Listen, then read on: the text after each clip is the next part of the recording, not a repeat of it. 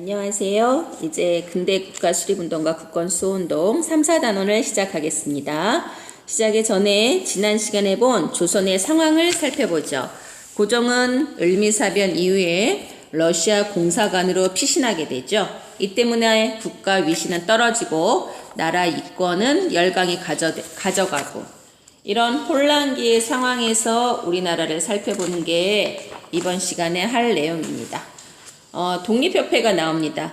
이런 혼란기에 갑신정변, 예전에 급진괴합파가 일으켰던 갑신정변의 주역으로 미국의 망명 갔던, 갑신정변 후에 미국의 망명 갔던 서재필이 귀국합니다.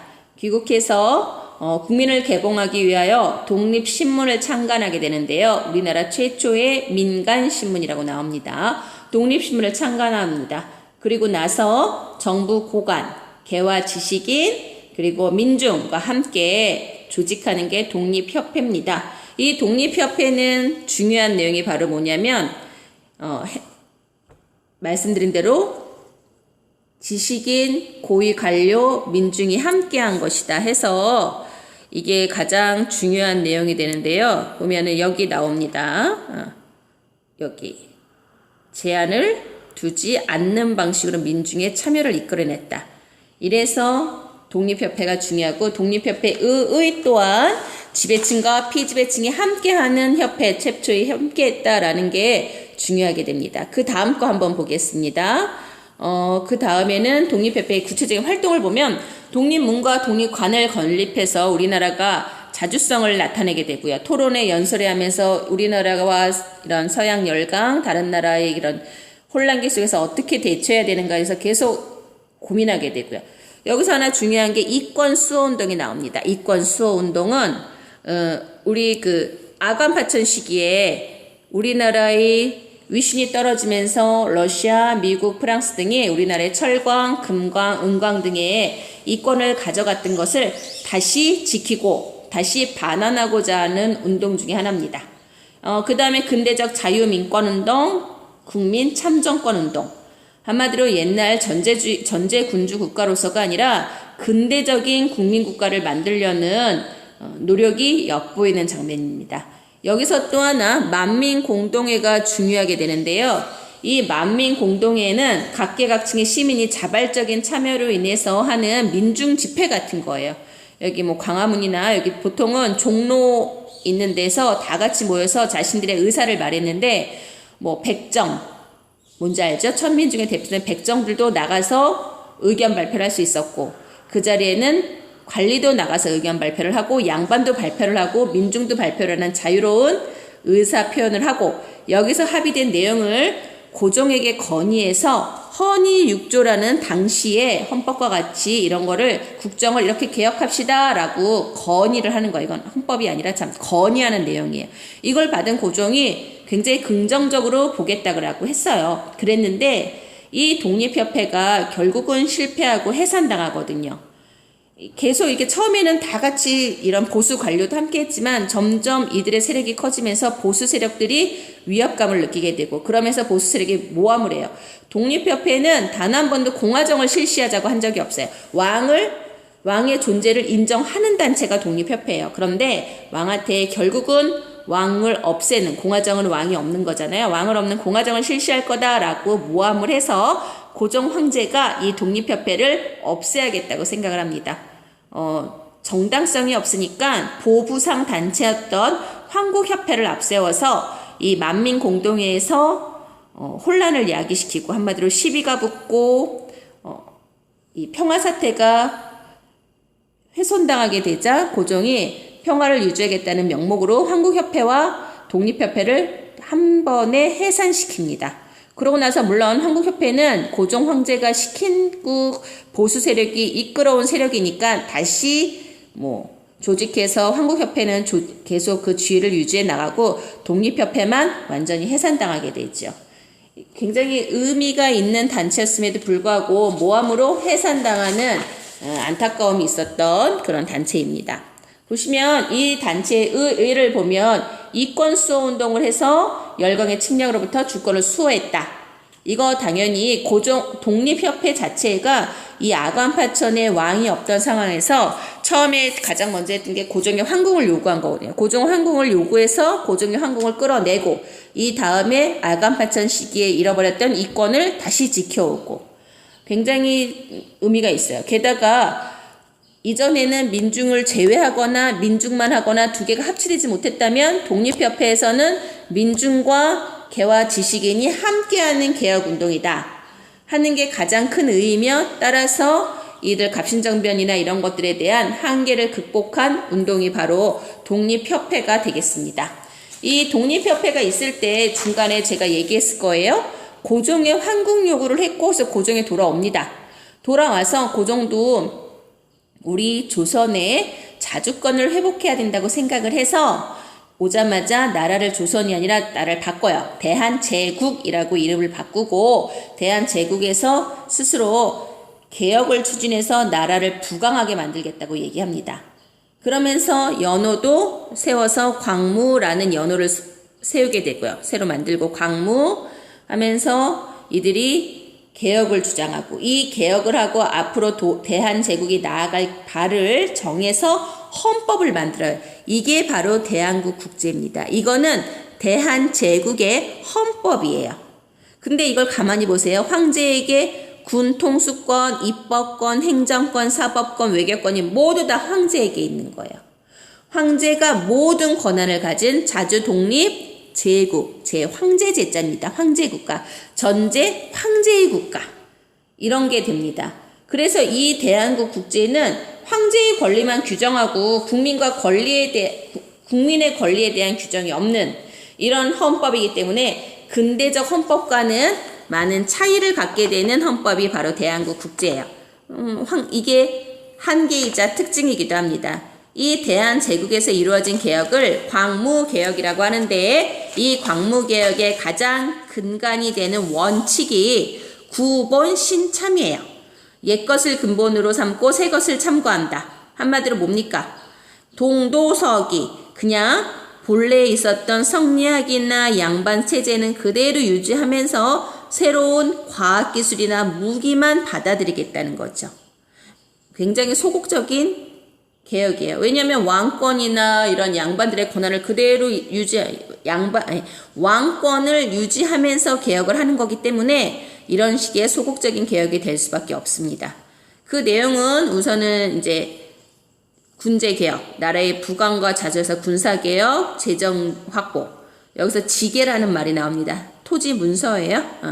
그리고 상공업진흥, 교육진흥의 내용을 주로 하는데요. 이 중에서 더 많이 중점을 뒀던 건 이 상공업과 교육진흥이에요. 이렇게 하게 되고요. 하지만 여기서 이건 바로 대한제국에서 한 거기 때문에 황실 중심, 따라서 민권을 보장하지는 못한다. 한계점이 되겠습니다. 그 다음에 한번 봅시다. 지금 했던 게 3단원이에요. 3단원은 독립협회와 대한제국의 내용만 나와요. 대한제국은 황제권을 강조하는 거고 독립협회의 의미는 개와 지식인과 민중이 함께 한다는 데에 대해서 의의가 있는 개혁단체였고요. 그러면 여기서 내용 정리 쏙쏙 우리 교과서에 나오는 거지만 잠깐 보겠습니다. 갑신정변 실패 후에 미국에 망명하였던 서재필이 귀국하여 독립신문을 창간합니다. 그리고 이번에는 독립협회는 독립문과 독립관을 세웠다. 그러면 독립신문이 먼저일까요? 독립협회가 먼저일까요? 당연히 독립신문이 먼저고 그 다음이 독립협회입니다. 여러분 역사는 시간의 학문이에요. 이게 전에 뭐를 해서 후에 된다. 원인과 결과가 나와야 돼요. 독립신문으로 민중을 계몽해서 함께 개혁기구였던 독립협회로 개혁을 한다. 이렇게 연결을 지으실 수 있어야 돼요. 3번. 러시아 공사관에서 경운궁으로 환궁한 고종은 연호를 광무로 정하고 대한제국을 수립하였다. 독립협회 가장 큰 의의가 회원 가입에 제한을 두지 않았다. 그래서 민중도 다 같이 한다. 이게 가장 큰 특징이고요. 그리고 대한제국은 옛것을 근본으로 삼고 새것을 참고한다. 구본신참. 오케이. 그 다음에 대한제국은 토지를 조사하고 근대적 토지 소유권을 확립하기 위해 일부 지역의 지계, 토지 문서 발급한 거 맞습니다. 이렇게 되는 게 이제 3단원이었고요. 4단원은 크게 설명할 내용이 없어요. 중요한 거를 찍어 놓고 약간은 암기가 필요한 단원입니다. 그래서 이 3단원과 4단원은 함께 합니다. 신문물의 수용과 사회 문화의 변화, 새로운 문물을 수용하다. 여기서 이제 핵심이 돼서 내가 주황 글씨, 빨간 글씨로 써놓은 게 있는데요. 정부가 서양 문물의 수용을 노력해요. 이 당시에 보세요. 뭐 유학생도 파견하고 기술자 교사를 초빙하는데 여기에서 우리가 할 게 요거를 우선 기억을 해야 돼요. 방문국 뭡니까? 방문국 출판기구, 출판기구, 기기창, 근대적 무기공장, 전환국, 화폐 발행기구. 보면 방문국에서 신문이 나와요. 우리나라 최초의 신문이었던 한성순보도 방문국에서 나오고, 기기창, 우리가 계속 얘기하는 게 성리학 유교는 그대로 두면서 서양의 무기를 받아들이길 원하거든요. 무기 제조 공장입니다.